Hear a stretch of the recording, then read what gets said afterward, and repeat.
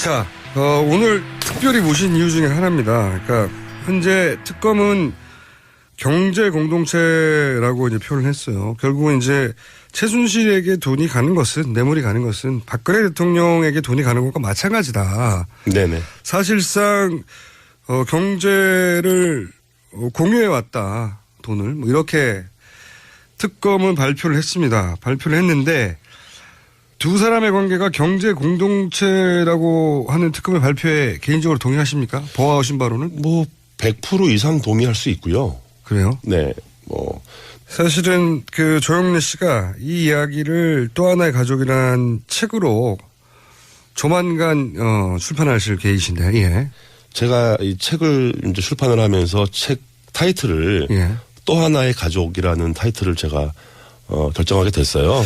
어차피 가족이라는 게 이제 가족 공동체라는 거는 경제의 주체를 분리하기가 어렵잖아요. 그렇죠. 의미도 없고. 네. 그러니까 그 정도의 공동체적인 의미가 가족적이다라는 거를 이제 사실은 의미를 가지고 그런 의미군요. 하게 된 거예요. 박근혜 대통령이 사실은 최순실 일가와 가족이었다. 그 정도 가족 관계라고 할 수 있을 정도라는 거죠. 네. 그러면 좀 구체적으로 본인이 보기에 이것은 경제 공동체라고 할 수밖에 없다. 어릴 때는 뭐 그런 표현을 쓰지 않으셨겠지만 네네. 자연스럽게 받아들이셨겠지만 지금 되돌아서 되짚어보자면 이런 것들을 보아서 뭐 틀림없다. 그런 구체적인 사례를 좀 얘기해 주신다면요.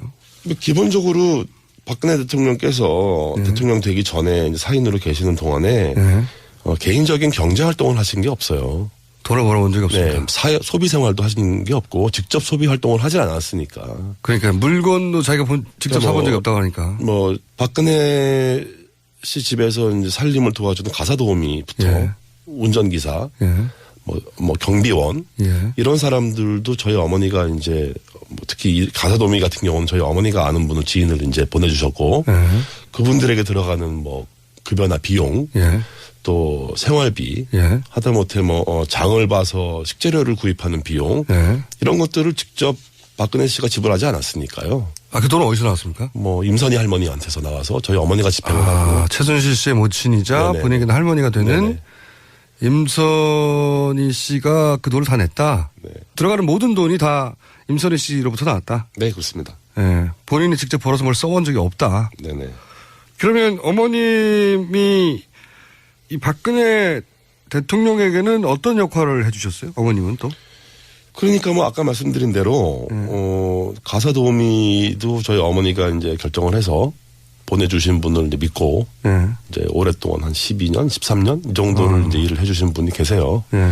그리고 이제 어머니는 자주는 아니라고 하시지만 이제 가끔 박근혜 씨 집을 방문을 해서 가사를 좀 챙겨드리고 또 건강관리도 좀 챙겨드리고. 건강관리를 했다는 건 어떤 의미입니까? 뭐 많이 몸에 안 좋으시고 뭐 아프고 그럴 때는 이제 주사를 좀 놔주시고. 그래요? 어머님이 네. 주사를. 어머니 간호사를 오래 하셨어요. 그러셨구나. 네.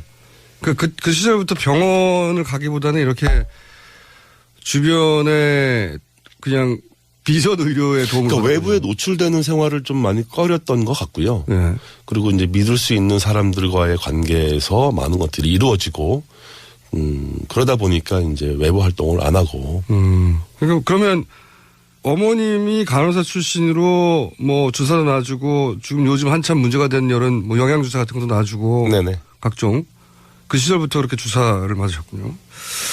자, 그럼 또 한 분을 또 여쭤보지 않을 수가 없는데 이제 임선희 씨가 돈을 다 줬다. 생활비가 뭐고 그렇게 알고 계신데 할머니인 임선희 씨와 그러면 박근혜 대통령과의 관계는 어떻게 설명할 수 있습니까? 어떤 관계였습니까? 뭐 그야말로 가족 같은 관계고 딸처럼 챙기고 보살피는 그렇게 이제 저희는 알죠. 경제적으로 후원뿐만 아니라. 네네. 그럼 예를 들어서 지금 언론에 보도되기로는 국회의원 선거 나갔을 때. 네.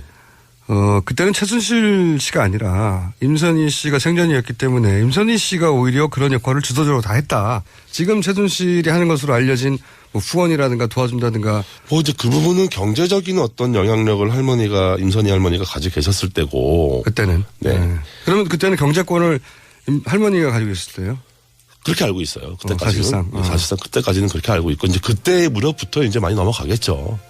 나이가 있으시니까. 네네. 근데 이제 어쨌든 그때까지는 할머니가 주도적으로 이제 행사하고 관여하실 수 있었고. 그러면 예를 들어 선거에 나갔을 때 필요한 선거 자금 같은 경우는 그 역시 할머니가 챙기셨나요? 그렇죠. 저희 할머니가 뭐 여행용 트렁크에 실어서 갔다. 여행용 트렁크에 예, 현금을 실어 갔다. 뭐 이런 얘기를 제가 아버지한테 들었으니까. 아버지한테. 네. 아버지도 그러면 그때 당시에 그 선거에 도움을 주기 위해서 아버지도 가셨대요. 거기 뭐 선거 사무실에도 가고. 그때까지만 해도 이제 다. 네네. 할머니가 돌아가시기 전까지, 그러니까 할머니 2000년이 되기 전까지만 해도 할머니랑 이렇게 뭐 뵀던 관계이기 때문에. 근데 이제 2000년이 가까워오면서 급격하게 이제 벽이 생기죠, 할머니하고. 그러면 선거 자금도 역시 임선희 씨로부터 나왔다고 봐야 되겠네요. 네, 그렇게 생각하고 있습니다. 그러니까 아버님 보시기로는 네네. 직접 아버지한테 직접 들으신 얘기죠. 네네. 예. 그때 이제 국회의원 처음 당선됐는데 그 트렁크에 현금을 실어서 날랐다. 네네. 네, 할머니 돈을. 네.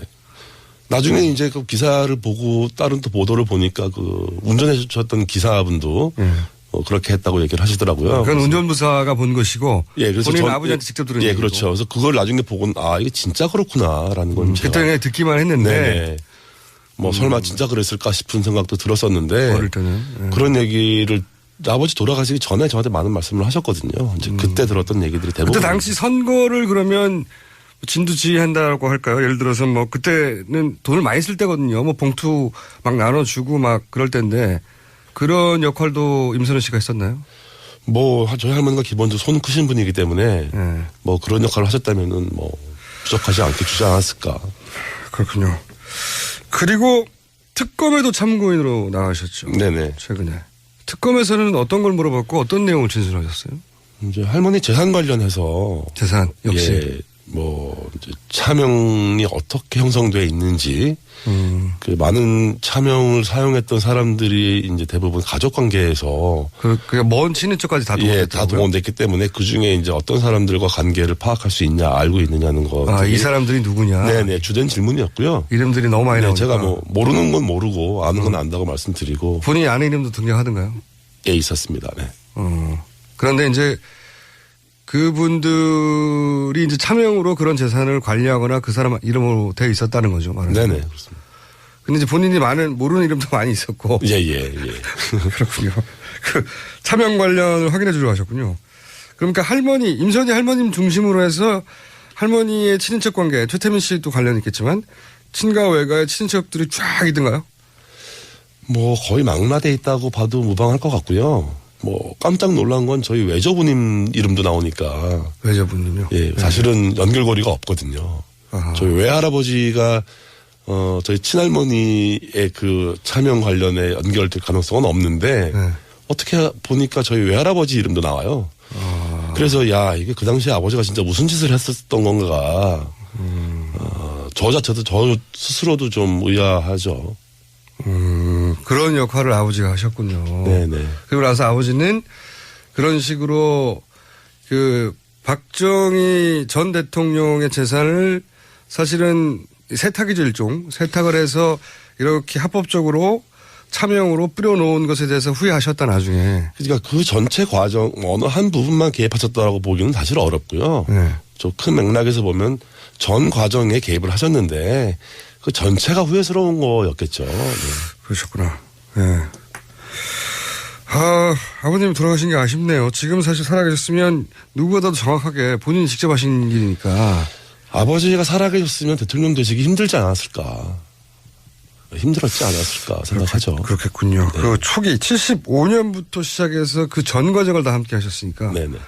그리고 뭐 총괄도 했고 당연히 그 속에는 자금도 들어가고 네네. 그리고 지금 말씀하셨듯이 외조까지 등장할 정도로 그러니까 뭐 양가 최태민 씨도 결혼을 워낙 복잡하게 해가지고 친척이 많지 않습니까? 양가 모든 족보를 놓고 이렇게 다 뿔뿔이 재산을 차명으로 숨기거나 했을 가능성이 높겠네요. 그렇게 보고 있습니다. 네. 제 개인적으로는 뭐 그런 심증이 많죠.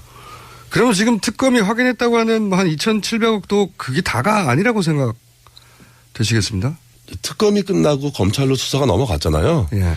이제 검찰이 좀 더 치밀한 수사를 이어간다면 예. 더 정확한 관계를 좀 밝힐 수 있지 않을까. 그게 중요한 이유는 이제 이 국고 환수 문제로 예. 어떻게 이 논의가 이어질 거냐.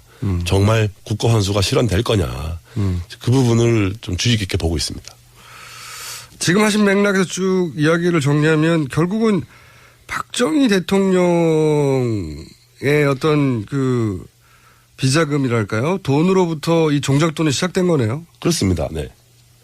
그게 이제 최태민 씨 소유로 이전이 됐고 그것이 차명으로 뿌려져 있었고 그리고 그게 이제 박정희 대통령 돈으로 시작됐고 관리는 최태민 씨 쪽이 했기 때문에 사실은 뗄래야 뗄 수 없는 종잣돈은 여기서 나왔지만 관리는 최순실 일당이 한 거기 예. 때문에 공동체다. 예. 그래서 제가 이제 이 또 하나의 가족을 얘기하게 된 이유이기도 해요.